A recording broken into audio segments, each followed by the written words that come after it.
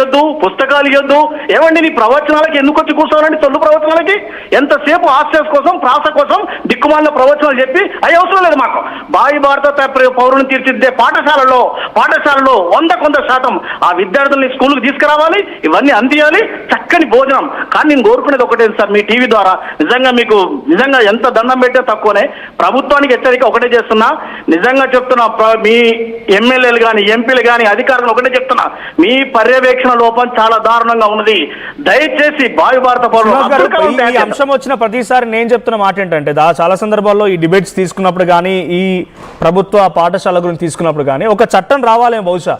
ఎమ్మెల్యేలుగా సర్పంచుల నుంచి సీఎం వరకు ప్రతి ప్రజాప్రతినిధుల పిల్లల్ని అధికారులు, ఒక ఊర్లో పంచాయత్ సెక్రటరీ నుంచి మొదలుకుంటే రాష్ట్ర చీఫ్ సెక్రటరీ వరకు వీళ్ళ పిల్లల్ని, లేకపోతే వీళ్ళకి సంబంధించినటువంటి డైరెక్ట్ వాళ్ళ పిల్లల్ని కనుక ప్రభుత్వ పాఠశాలలో చదివిపిస్తేనే, ఆ రకంగా ఒక సర్టిఫికేషన్ ఉంటేనే వీళ్ళకి ప్రభుత్వ ఉద్యోగాలకు రావాలన్నా, ప్రజాప్రతినిధులుగా పోటీ చేయాలన్నా అర్హత ఉంటుందంటే అప్పుడు బాగుపడతాయి ఇవన్నీ కూడా.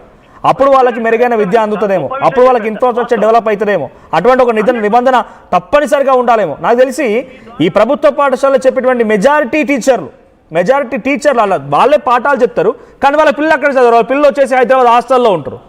హైదరాబాద్ హాస్టల్లోనో లేకుంటే టౌన్లోనో ఉండి అక్కడ ఉన్నటువంటి ఒక కార్పొరేట్ స్కూల్లోనో ప్రైవేట్ స్కూల్లోనో చదువుకుంటూ ఉంటారు.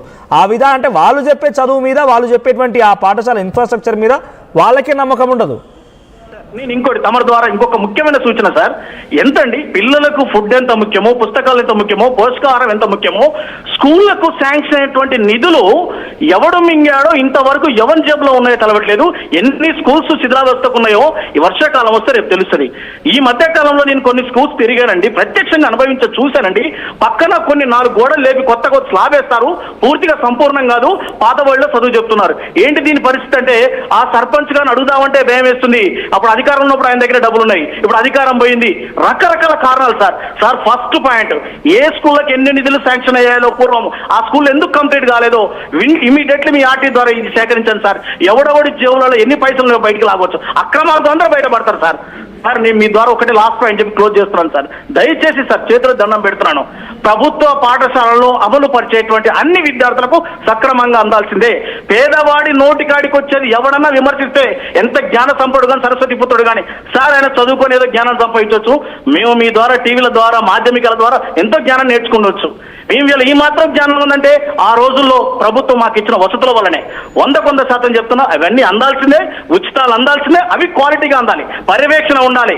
రెండవది, మూడవది నేను చెప్పేది ఏంటంటే, ప్రభుత్వ పాఠశాలకు విడుదలైనటువంటి నిధులు సక్రమంగా ఉన్నాయా లేదా, ఎంత సంపూర్ణంగా భవనాలు ఉన్నాయి, ఇవన్నీ కావాలని కోరుకుంటూ అవకాశం ఇచ్చిన మీకు చేతులైతే నమస్కారం చేస్తూ థ్యాంక్ యూ శ్రీనివాస్ గారు, thank you for your reaction. So ఇది ఆగ్రహం, అక్కడ చదువుకొని అది అనుభవించి ఆ స్థాయి నుంచి వచ్చి ఇప్పుడు స్థిరపడ్డ వారికి తెలుస్తుంది దాని విలువ ఏంటి, లేకపోతే దాని పద్ధతి ఎలా ఉంటుంది, ఎంత కష్టపడతాం అక్కడ, ఆ తర్వాత ఇప్పుడున్న సిచ్యువేషన్ ఏంటి, వాళ్ళకు కొంత అవగాహన ఉంటుంది. సో ఇంకొక కాలర్ కూడా ఉన్నారు. బిఫోర్ ఐ కంటిన్యూ, శ్యామ్ ఉన్నారు. శ్యామ్, సో ఫైనల్గా కంక్లూడ్ చేయండి.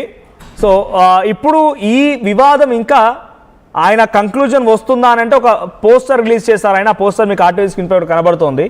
సో కొంతమంది వక్రీకరించి పేద మధ్యతరగతి కుటుంబాలను నన్ను దూరం చేయడానికి, వాళ్ళ అందరూ కలిసికట్టుగా ఉంటున్నారు, హిందువుల ఐక్యతగా ఉంటున్నారు, వాళ్ళ నుంచి నన్ను దూరం చేయడానికే ఈ రకమైన ప్రయత్నం చేస్తున్నారనేది ఆయన స్టేట్మెంట్, ఆయన క్లారిటీ ఇచ్చారు.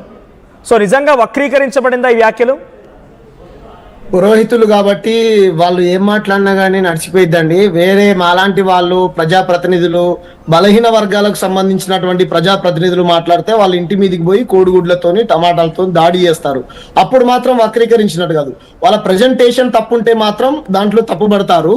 వీళ్ళు మాట్లాడిన దాంట్లో ఎంత అసహ్యంగా మాట్లాడారండి గరికపాటి గారు అంటే, శోభనానికి ఏమంటారు, శోభన గదికి వెళ్ళేటువంటి కుర్రాళ్ళలాగా తయారు చేస్తున్నారు అన్నారండి. ఆయన నోటితో ఆయన అన్నాడు కదండి, దాన్ని ఎవరైనా వక్రీకరించారా?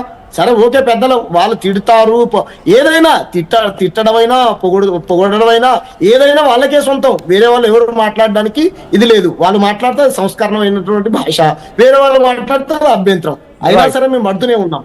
మేమేమంటున్నాం అంటే, మీరు గరికపాటి గారు తక్షణమే బేషరతుగా తెలంగాణ ఆంధ్రప్రదేశ్ లో ఉన్నటువంటి యావత బడుగు బలహీన వర్గాల బిడ్డలకు, పేరెంట్స్ కి, ముఖ్యంగా ఈ తెలంగాణలో ఉన్నటువంటి అందరికీ మీరు క్షమాపణలు చెప్పాలి. ఎందుకంటే నా చిన్నతనంలో బడికి రారా బడిలో గుడ్డిస్తారంట, బడికి రారా బడిలో పుస్తకాలు ఇస్తారంట, బడికి రారా బడిలో బూట్లు ఇస్తారంట అంటేనే ఏజెన్సీ ఏరియాల్లో ఉన్నటువంటి పిల్లలు గుడ్డు